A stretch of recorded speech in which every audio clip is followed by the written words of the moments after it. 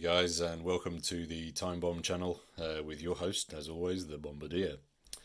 And today I've got further evidence for you of the world of watch rabbit holes.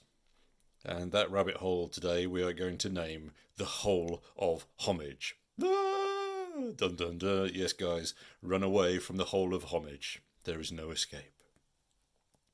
The Seiko 6105 has thousands and thousands of fans around the world, me included, and this mighty timepiece, of course, made famous by Captain Benjamin Willard in one of my all-time favourite movies, Apocalypse Now. Recently, Seiko have released two models to appease the many fans of us around the world who can't get their hands on an original 6105. There's this one, which is the limited edition SLA 033, but at around £4,000, and again, limited stock. It puts it into Never Never Land for most of us normal people.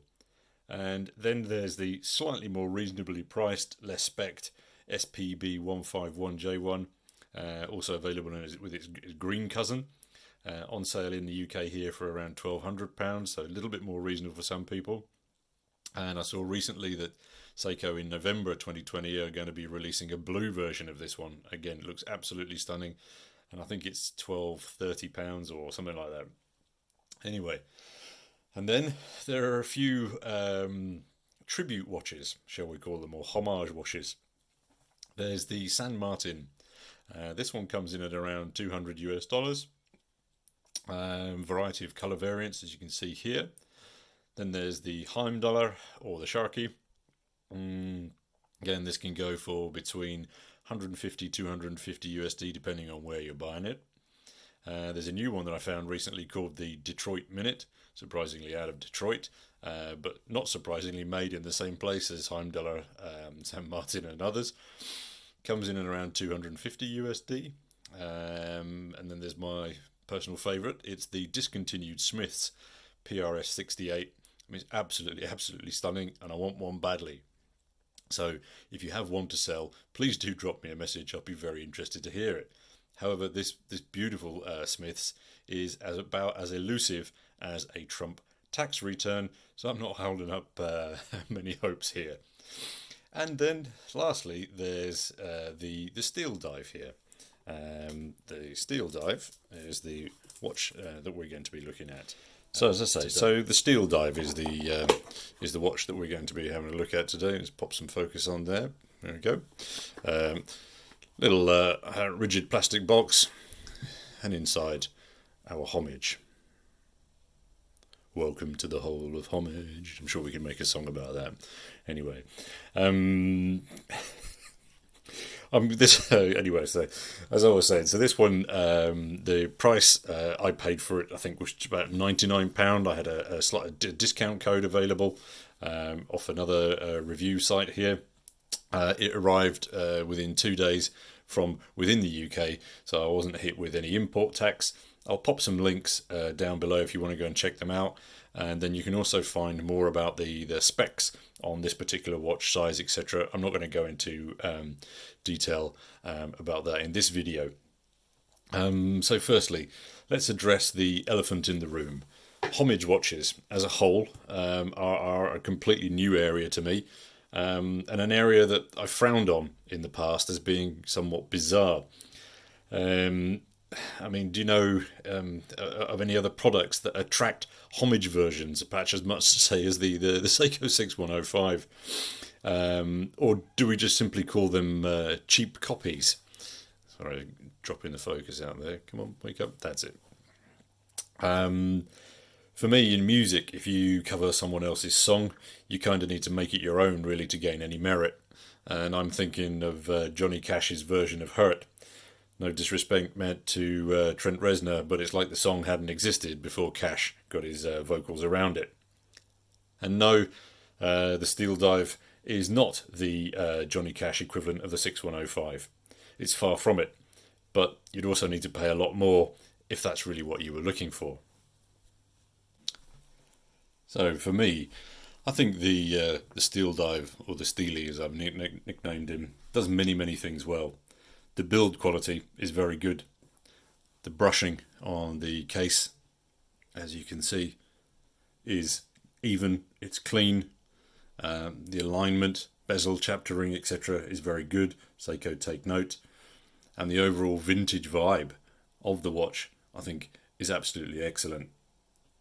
The lugs themselves are quite stubby and they don't curve down too much, but the cushion case design means that the fit and the comfort are also without a doubt spot on. I think if we look a little closer here, you can see that the inner curve of the lugs is more evident here on the case back.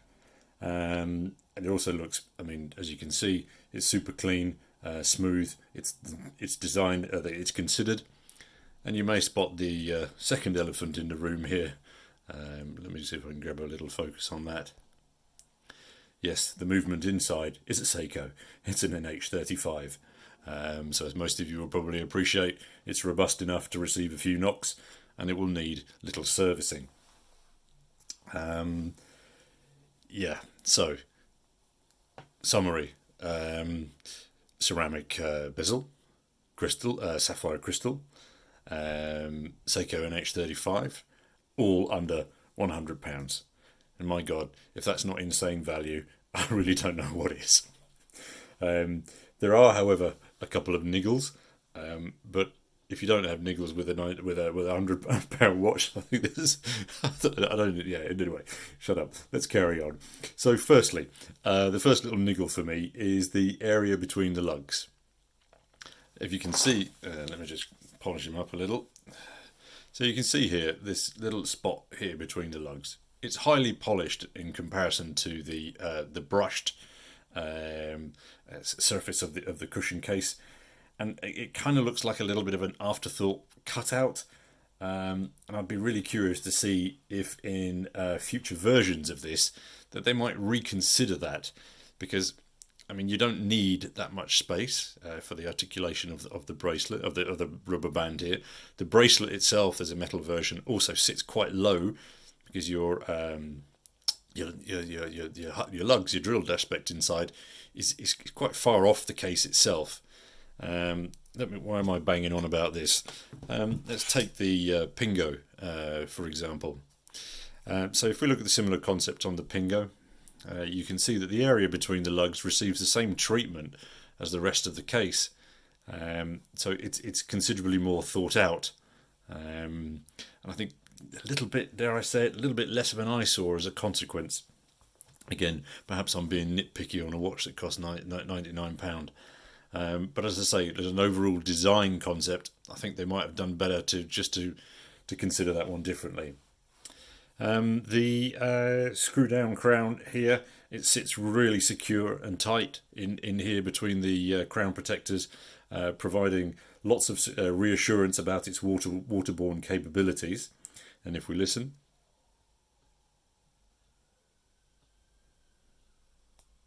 yep, solid pop as you release it. However, because it does sit so tightly in there, it does scrape a little bit against the crown guards.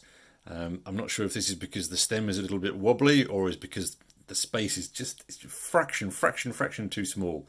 So my recommendation to you would be to be careful when making adjustments. As I say, because that does rub. Yep, there we go. It's rubbing up against the side. Another minor niggle, the loom. They've chosen a bi-colour loom, and to me it doesn't look great. I think they should have just stuck with a one colour.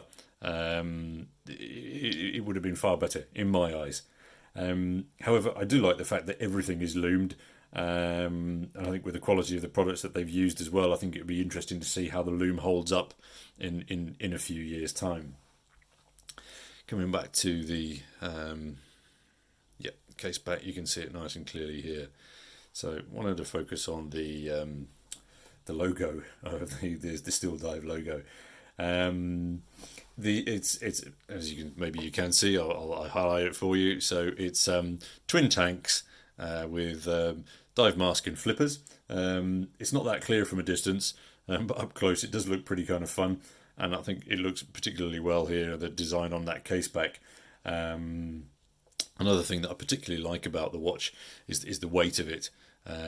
It feels very nice in hand and on wrist as well, because of that cushion case and this strap. It really doesn't feel top heavy or wobbly at all. It sits quite low profile as well. I'll give you a wrist shot in a little bit when I finish banging on.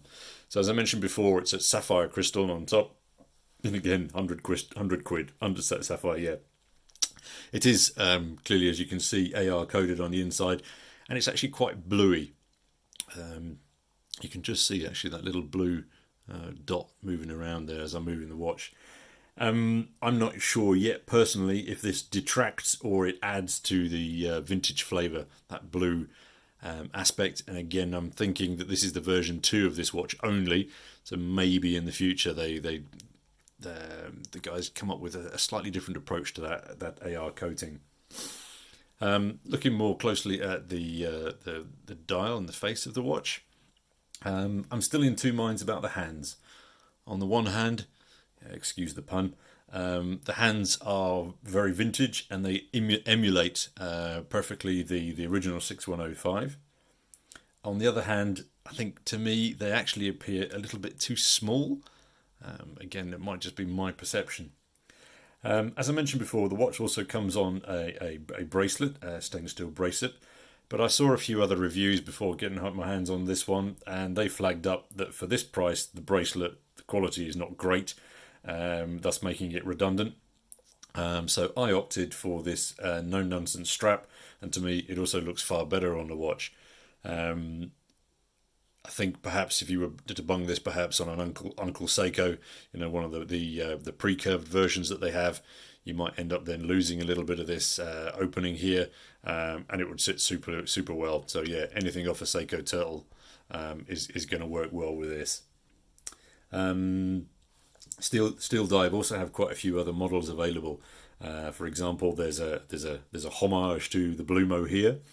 And then there's a homage California, and yeah, to me this is the rabbit hole. This is the hole of homage. At least one of these cost around £100 each, and one could easily buy one of these watches every few months. Fill your collection and be super happy with them. Slight caveat: please note, I am in no way indicating how you should spend your cash. I'm more talking about myself. If I'm talking about you guys, it would be to help pull me away from the edge, from the abyss that is the whole of homage. I think the last comparison for today will be, let me see if I can, oh no, I was going to bug it on wrist, wasn't I? Yeah. So just while I'm nattering on, I think I was going to pop up a last view of the, compare the Steeldive with the current, so I'm wearing the Kuraburi today. God, that's a damn fine watch. But anyway, I'm not doing that review. So yeah, here's a quick shot of the Steeldive on the right hand side.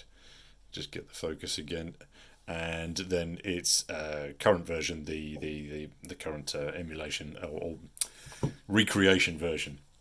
As I say, I do like the SPB 151. And as I say, the first photos coming out of the blue version, I mean, it looks absolutely stunning, but it also is ridiculously more expensive in comparison. So save up. I don't know, what's the way forward? In conclusion, what do you guys reckon? Are these watches decent cover versions, or should they be relegated to a talent show? My feeling is that they are growing hugely in popularity, and the bigger manufacturers who just keep putting their prices up and up and up should realistically take note. I think the homage world coming out of China is producing some very interesting timepieces.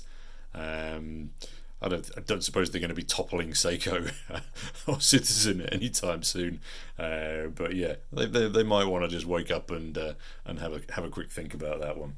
Anyway, YouTubers, thank you as always for your time and for viewing.